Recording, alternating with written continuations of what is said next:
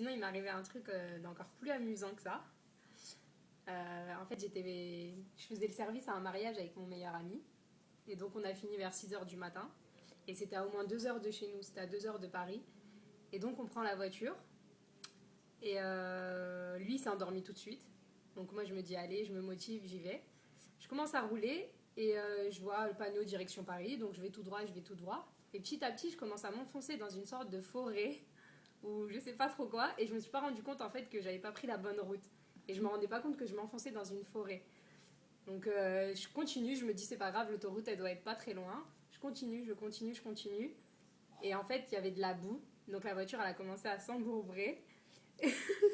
Et donc, au bout de même pas 1 kilomètre, on est resté bloqué. La boue, elle a bloqué carrément les roues. Et donc, mon ami, avec le bruit, il s'est réveillé tout de suite. Et il se réveille, il se demande qu'est-ce qui se passe. On ouvre les fenêtres et on voit qu'on est au milieu d'une forêt, au milieu d'un champ. Il était 6 heures du matin.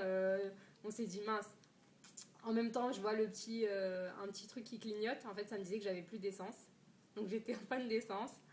On avait rien sur nous, on n'avait pas de téléphone portable. On s'est dit mince. Et donc après, il s'est dit quoi? Il s'est dit bon, on va marcher et puis on trouvera bien une maison, quelqu'un qui pourra nous aider. Donc on sort, on marche dans la boue à 6 heures du matin, fatigué, à faire 1 kilomètre à pied. On entend des bruits bizarres, il y avait des animaux. Enfin bref, on avait peur, laisse tomber. Et on marche, on marche, on marche. Et en plus, c'était 6 heures du matin, donc pour aller sonner chez les gens, c'était pas trop. Enfin voilà, on s'est dit c'est pas très poli. Et à un moment, on voit un tracteur.